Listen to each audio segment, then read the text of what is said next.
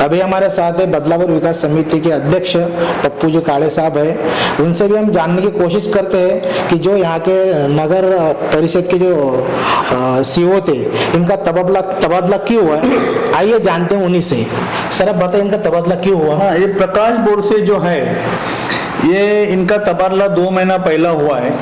उन्होंने छुट्टी की अर्जी दी थी शासन को, ऐसा मेरे पास व्हाट्सएप पे आया हुआ था, और शासन ने उनकी छुट्टी मंजूर नहीं करते हुए उनका सीधा तबादला कर दिया है। और 2 महीने रिटायरमेंट बाकी होने के बावजूद, और बदलापुर में कोविड-19 जो महामारी चल रही है उसमें से 1 महीने के अंदर करीबन 62 से 65 के आसपास पेशेंट हो चुके हैं बाधित। और इतनी महामारी भयंकर होने के बावजूद इन्होंने रजा मंजूर करने के वजह देने के बावजूद शासन ने तबादला किया। इसका मतलब ये क्लास 1 ऑफिसर के लिए एक बहुत बड़ा चपरा का शासन भी मिला हुआ। इसकी जानकारी में मालूम पड़ा आपके चैनल के माध्यम से कि यहाँ के जो शिवसेना के जो वरिष्ठ नगर सेवक है मसूद जी कुवारी साहब, इन्होंने आपके चैनल के माध्यम से सीओ को बहुत एलिगेशंस किए थे, और मेरे ख्याल से काफी हद तक वो सही रहेंगे। जब भी तो हमारे यहाँ के चहेते महाराष्ट्र के जो मुख्यमंत्री है सम्मान्य उद्धव ठाकरे, उन्होंने एक्शन लेके इनका तबादला किया है, तो उनको मैं आपके चैनल के माध्यम से अभिनंदन करता हूँ, धन्यवाद भी देता हूँ। ये सीओ ने लॉकडाउन के पीरियड में जो टेंडर निकाले हैं, जो कोविड-19 के व्यतिरिक्त उन्होंने कुछ जो चेक वगैरह दिए, उसकी पूरी जानकारी होनी चाहिए। खाली तबादला होना इसका मतलब छुटकारा नहीं है।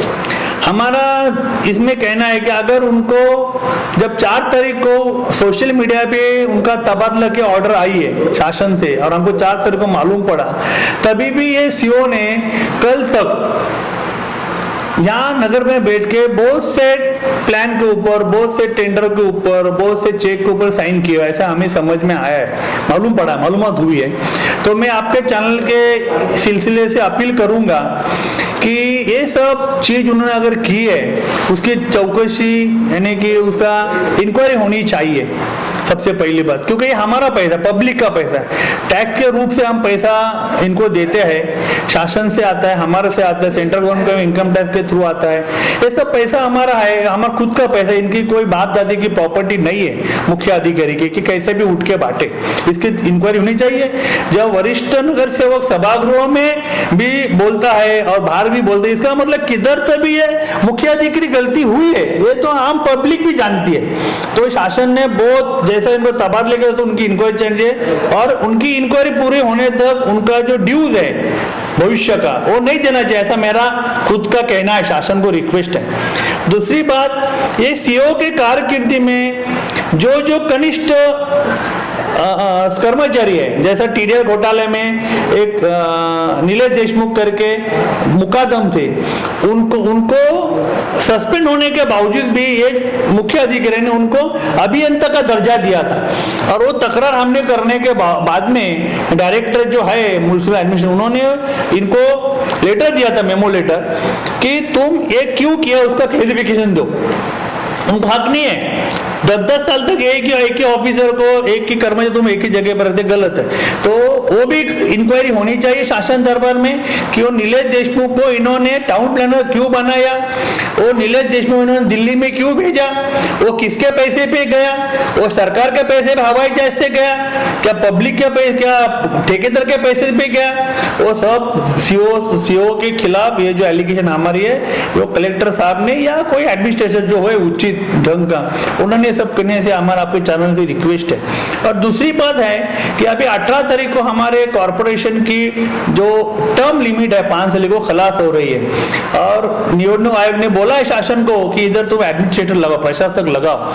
तो उसके बारे में मैं माननीय मुख्यमंत्री जी से आपके चैनल से अपील करना चाहता हूं कि अगर प्रशासन आपको प्रशासक लाना है, एडमिनिस्ट्रेटर लाना है और बर्खास्त करना है, तो यहाँ हमको फुल टाइम पूरा काम करने वाला प्रशासक दीजिए, और ऐसा दीजिए क्लीन चिट हो, उसको ऊपर एलिगेशन हुए ऐसा हमें मत देना, और पार्ट टाइम देना ही नहीं।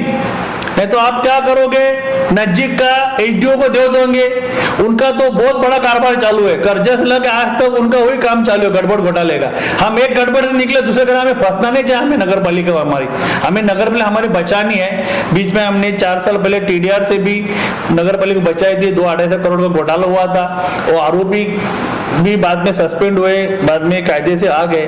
तो हम अपील करना चाहते हैं आपके कि लॉकडाउन के पीरियड में उन्होंने अगर कोविड-19 के व्यतिरिक्त तो कुछ अगर दे के ऑर्डर भी दिया तो उसको स्टे होना चाहिए।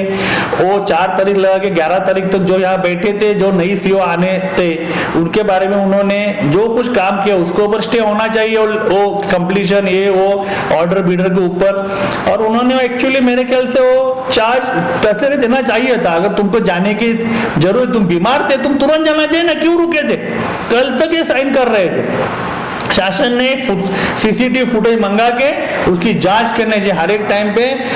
नगर पालिका के स्थानिक जो लोग हैं उनको काम धंधा है, वो हमेशा आपके तकरार नहीं करे, तुम आओ, आगे आओ प्रशासन के खिलाफ। मैं तो मुख्यमंत्री अपील करता हूँ, सीसीटीवी फुटेज देखो, ये क्या बैठा था, क्या काम किया था, पूछो, क्योंकि सीसीटीवी ये गवर्नमेंट के जीआर के हिसाब से कंपलसरी है, तो वो रहेंगे, वो चालू रहने चाहिए। और नहीं रहेंगे चालू फुटेज तो वो क्यों नहीं, वो भी उसके ऊपर इंक्वायरी करो, इसकी पूरी जांच पड़ताल होनी चाहिए सीओ की।